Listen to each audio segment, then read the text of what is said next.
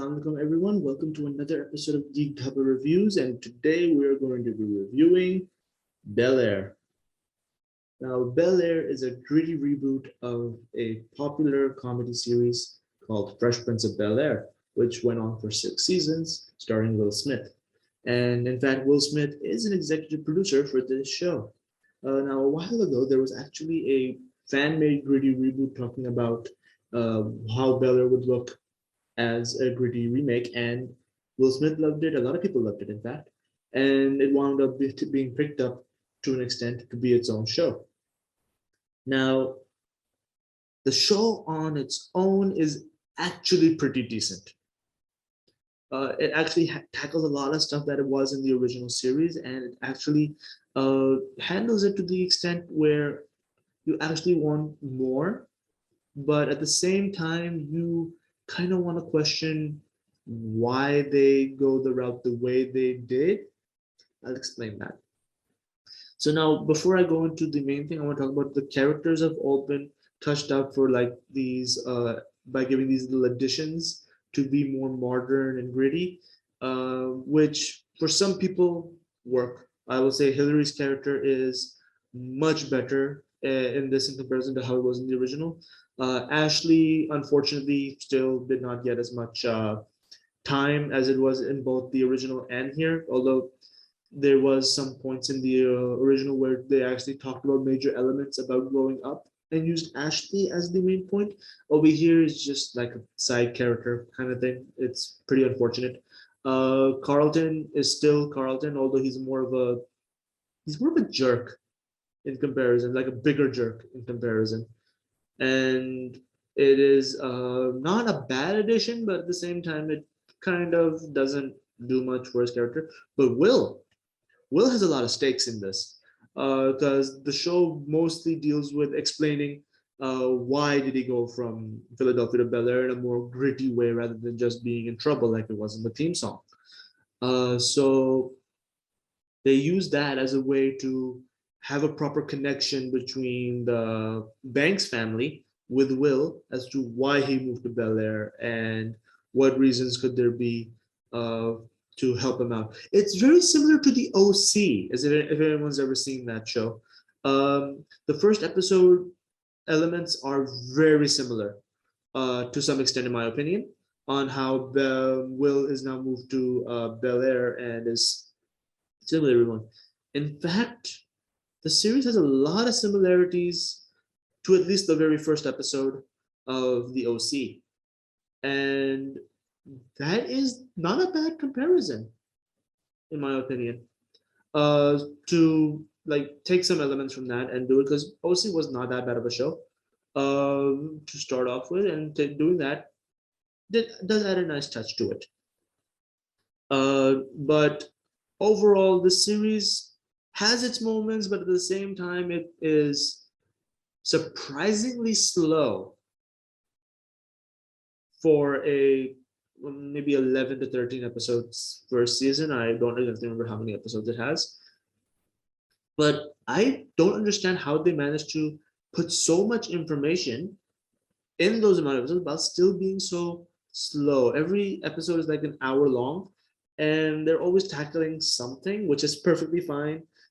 But my major gripe is that with a lot of shows these days, that they have a major element and that they want to deal with when they are making their shows. And for a lot of seasons, they wind up still sticking to that element, adding a few changes or switching it out for something else that still adds to the major theme that they're going for, which is perfectly fine.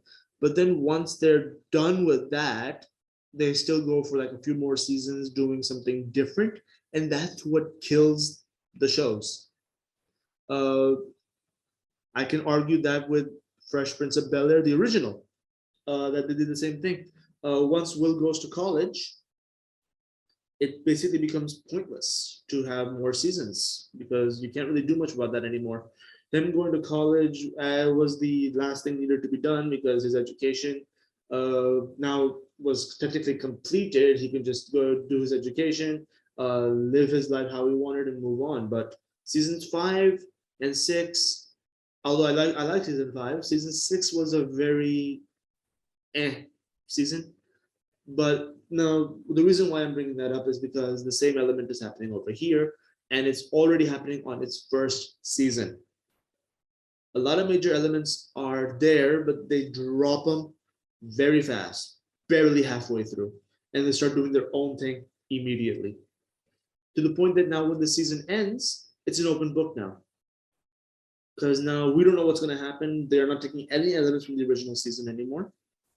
And they are mostly going to do their own thing with this show, which is very unfortunate because the first season, literally, and I'm not making this up because from what I have seen, I can understand that they took about 4 seasons worth of information. Seasons 1, 2, I want to say 4, but no, seasons 3, 1, 2, 3, and 5. They took these seasons and just mashed them together to make this, because they took a lot of elements from there. Lisa's in here.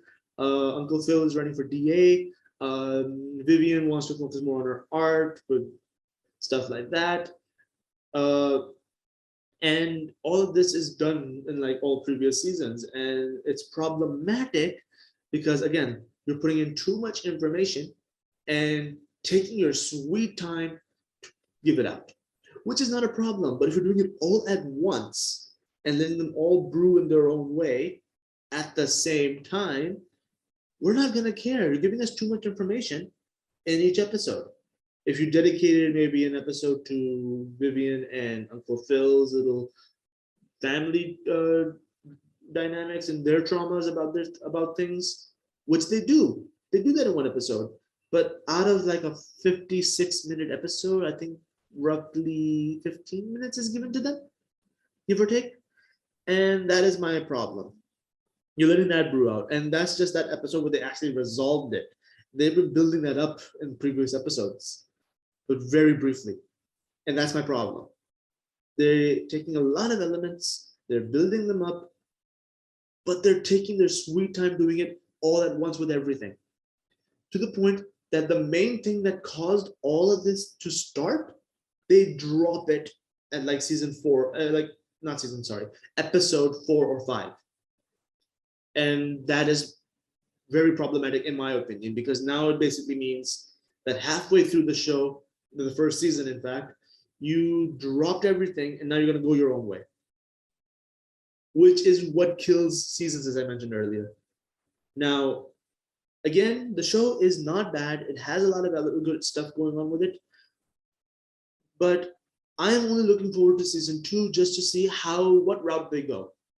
Because in general, Bel-Air ended when season 1 ended, in my opinion, when it comes to being a reboot of Fresh Prince of Bel-Air.